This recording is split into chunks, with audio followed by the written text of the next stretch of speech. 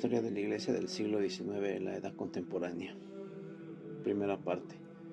Entramos en la Edad Contemporánea en el plano social y económico. Es el siglo de la Revolución Industrial, el siglo de la expansión de los imperialismos y del capitalismo, de los movimientos obreros, del marxismo, en el siglo del romanticismo y del realismo. En el plano cultural, es el siglo del liberalismo. Es el siglo del despertar de la conciencia social en la Iglesia. Es el siglo de formación de nacionalidades en Iberoamérica. Es el siglo de la restauración, un siglo muy movido que prepara el siglo XX. El siglo XIX comenzó con la era napoleónica. En 1799 Napoleón Bonaparte da un golpe de estado y derriba al directorio. En 1800 establece el consulado. En 1802 se nombra cónsul perpetuo y en 1804 se declara emperador, ejerce un poder absoluto y reorganiza centralizadamente la política y la administración, establece una rígida censura y una todopoderosa policía. Era una vuelta al orden y a la tranquilidad social, apoyo burgués. Su imperialismo era agresivo y él proporcionó la adhesión de todos los pueblos franceses. Se extendió por toda Europa, Prusia, Italia, España, Austria, Rusia. Todas las grandes potencias van cayendo ante su avance arrollador. Solo Inglaterra resiste. Trafalgar, sin embargo, la ambición del emperador era excesiva. La retirada de Rusia y la batalla de Leipzig en 1814 constituye su primera derrota, después de la cual es recluido en Elba.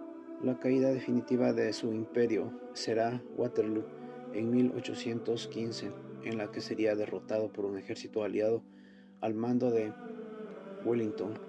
Su obra en cierta medida aún perdura. El Código Napoleónico es todavía base del derecho de gran parte de Europa. Los concordatos de la Santa Sede, las instituciones de enseñanza estatales, todo fue ideado y llevado a la práctica por él, y en cierta medida marcó el posterior desarrollo europeo. Mientras hasta entonces había habido una unión estrecha, altar-trono, desde la Revolución Francesa, prevaleció la distinción entre el orden político y el espiritual, entre el civil religioso, entre el temporal y sobrenatural. Esta separación se acució en el siglo XIX durante la Restauración. La Iglesia quedó marginada del mundo moderno y al Papa no se le quiso reconocer el papel de árbitro internacional. Las grandes potencias no querían que les pusieran criterios extraños en sus intereses basados sobre la fuerza. Los criterios eran los criterios morales a cambio de los criterios lógicamente liberales. Sucesos en la era napoleónica. Napoleón se convirtió en el primer cónsul. El emperador era un hombre no de fe, pero sí de orden, y el orden en lo religioso era la Iglesia Católica. Él necesita unir a Francia y para eso precisa de la Iglesia, necesita pactar con ella y dar a recibir. Pura conveniencia e interés político. Se llegó a un concordato en el 15 de julio de 1801. Dicho concordato trajo la paz religiosa, restableciendo los vínculos de Roma. Las cápsulas del concordato son estas. La religión católica, apostólica y romana no es oficial, pero sí de la mayoría. Ejercería la libertad en Francia. Su culto será público, conformándose con los reglamentos de la política que en el gobierno juzgue necesarios para la tranquilidad pública. La Santa Sede, de acuerdo con el gobierno, hará una nueva circunscripción de las diócesis francesas. Todos los obispos de 1789 dimitirán y el gobierno tendrá la facultad de nombrarlos. Napoleón designaría a dichos obispos y el Papa los erigiría canónicamente. El clero juraría fidelidad al régimen. Los curas casados se reducirían al laicado. La Santa Sede renunciaría a recobrar los bienes eclesiásticos. De manera subrepticia, Napoleón incluyó otros puntos, los llamó artículos orgánicos: la censura de los documentos pontificos y a los sínodos, en la enseñanza en los seminarios y a los catecismos y sermones, sujeto al sueldo estatal, al clero, al galicanismo, conservado que quedó aprobado como ley. ¿Qué herencia revolucionaria nos dejó en el imperio de Napoleón?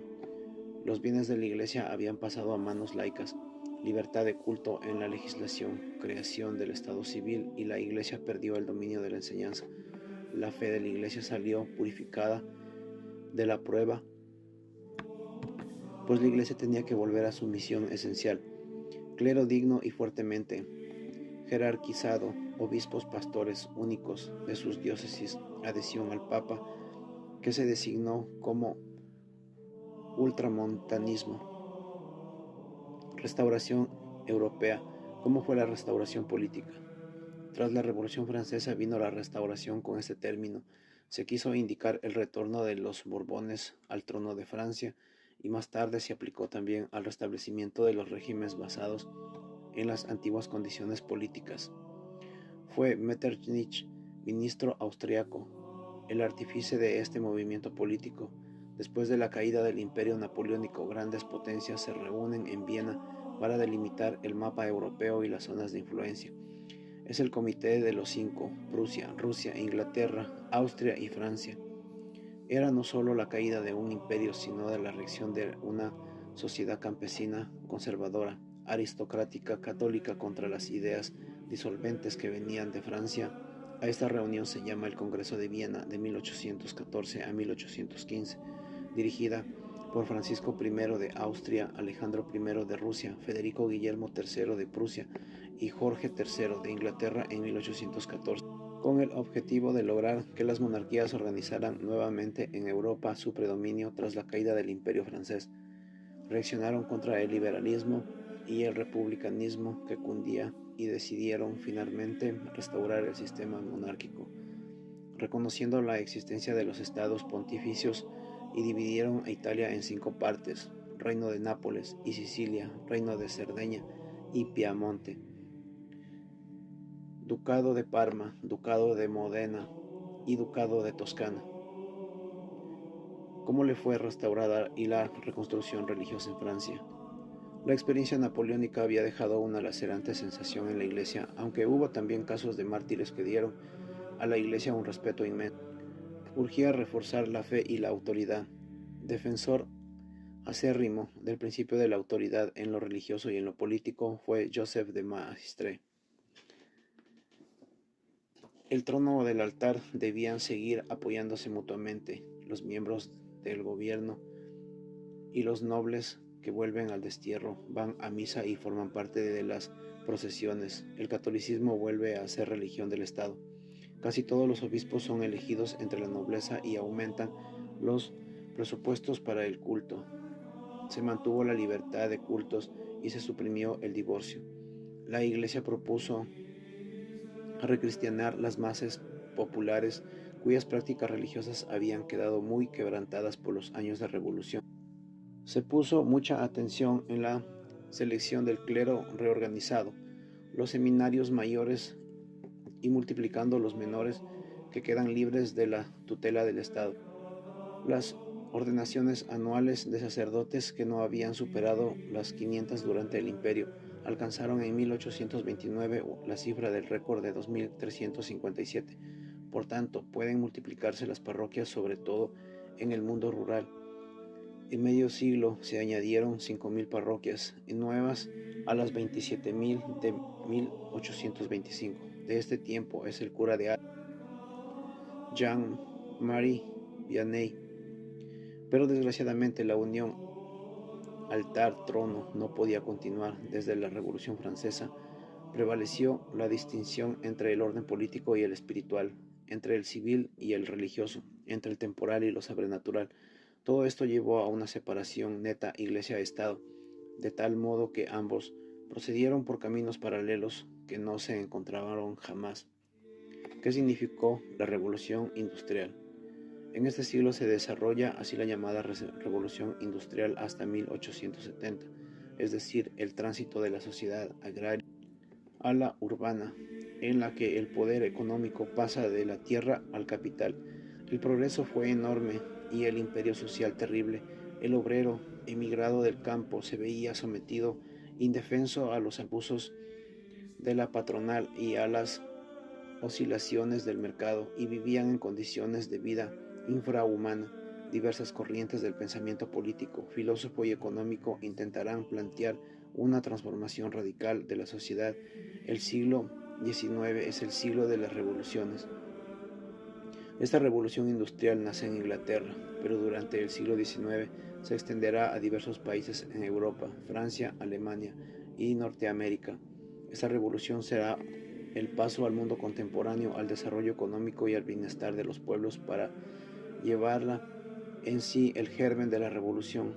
Al acumular capital para invertir en nuevas técnicas, el patrono tiende a bajar el salario, la mano de obra es mucha, desorganizada e indefinida. Los sufrimientos de la clase obrera serán terribles, el nuevo esclavo de la época moderna.